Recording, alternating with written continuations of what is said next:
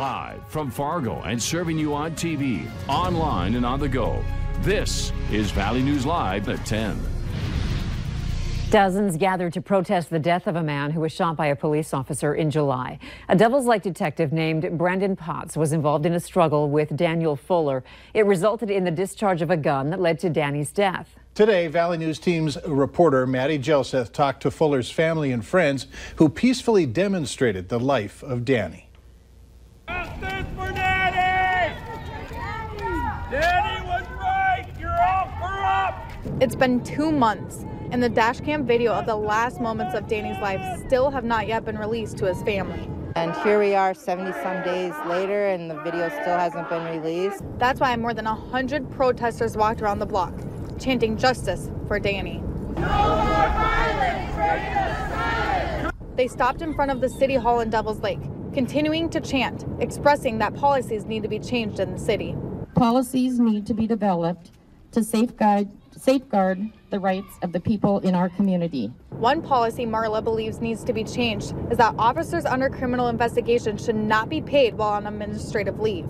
I know as a regular citizen, we would not be entitled to paid administrative leave from our employers while we were under a legal investigation. Carrying a badge does not give them special privileges. Loved ones of Danny Fuller just want justice for his life, and they want that dash cam video of that night released to them so they can know what actually happened the night Danny died. Danny's family and friends, as well as the Devil's Lake Police Department, say they want justice and a resolution for Danny and Detective Potts. If not, the family is planning on having another protest. Now he's got a 175-pound pissed off father that's looking for him. So Mr. Potts, come out, wherever you are, I'm looking for you. Reporting in Devil's Lake, Maddie Jelseth, Valley News Live. And stick with Valley News Live for updates on this ongoing investigation. The temps today were a little brutal. Hard to get used to the 50s when we were in the 90s just yesterday. Hutch, safe bet to say no 90s tomorrow? Yes, very safe bet. In fact, it looks like a cool stretch as we go through our week. For tonight, though, the clouds have cleared out and the late day sun at least allowed temperatures out of the 50s. But we have sunk all the way back down into the 40s. Fargo 48, Grand Forks 45 degrees, holding on to low 50s in Lakes Country. Overnight, a few of you may see temperatures dip down briefly into the mid to upper 30s out there. Frost possible in our far northern counties overnight, clear skies. And as we start our day, we'll be near 40 degrees here in Fargo. So we'll have that light jacket handy.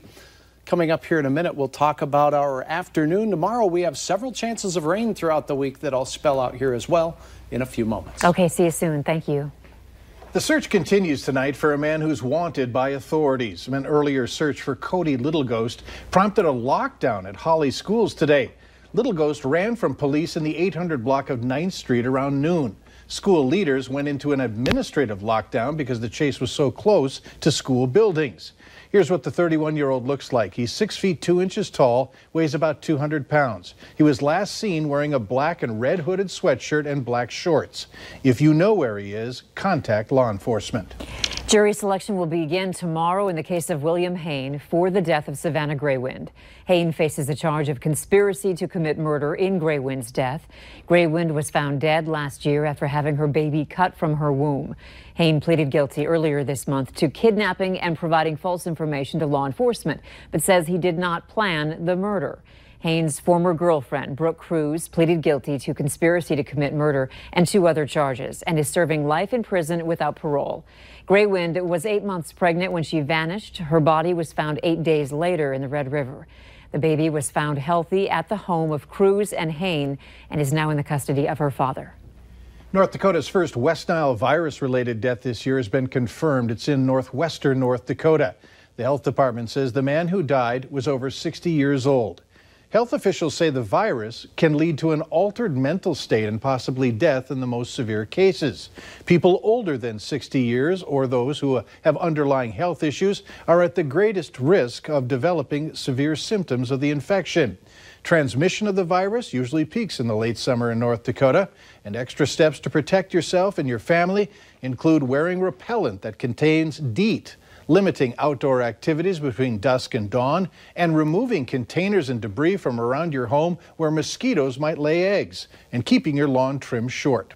Last year, North Dakota had 62 cases and 2 West Nile virus-related deaths. We have new information tonight on last week's firing of West Fargo High School swimming coach Ronald Hain. Over the weekend, parents told us that he attached weights to rope belts on his swimmers and had them swim across the pool. They said he had swimmers go 12 feet underwater and had them swim back up without kicking off the rope belt of weights. They went on to say that some swimmers struggled and that lifeguards had to pull some girls out of the water. 2 former West Fargo swimmers who have since gone on to swim at the collegiate level say none of their coaches have ever used methods like Hain's. However, one of Hain's former swimmers says he doesn't think Hain would do anything to endanger his athletes.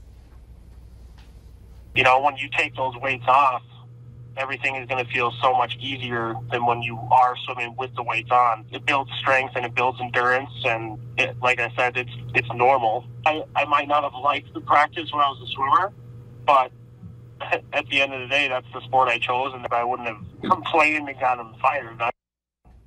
The West Fargo School District is expected to release more documents on this case later this week. Hain was also a former swim coach at Fargo South and Concordia College. We were not able to get any documents as to why he left those positions. Here's a heads up for motorists. Starting tomorrow, westbound traffic on 13th Avenue South in Fargo will be down to 1 lane between 25th and 27th Streets South. And 27th Street South will be closed to through traffic between 13th and 12th Avenue South. Also tomorrow, southbound traffic on 28th Street South, that's going to be closed to traffic between 13th and 12th Avenue South. In both cases, traffic will be detoured. Look for signs.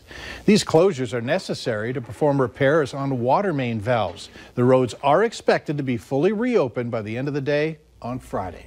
This is homecoming week at NDSU, which means that on Saturday, if you can't make it to the game in person, the pregame show starts at noon on KVLY with game coverage to follow at 1. As far as earlier homecoming activities, there are some changes. This year's parade is on Friday. It has nearly 75 floats along with a new parade route. The parade will start on NP Avenue and then will head up Broadway to 4th Avenue North. There's also a new program called Serve with the Herd. It's a way for students, faculty, and staff to give back to 15 nonprofits in the community.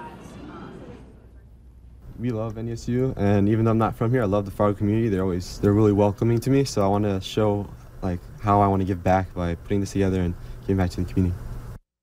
A homecoming show is slated for Thursday night, and the parade that I mentioned earlier starts at 5:30 on Friday. Later on Valley News Live at 10, a pilot who lived through the devastation of Hurricane Hugo is making sure to give back to those in North Carolina. A cloudy day kept temperatures in Fargo in the 50s for much of the day. Late day sun allowed temperatures to rally to 63 here. 59 all we could muster in Grand Forks. It looks like more cool weather is in store. Your hour-by-hour forecast is next.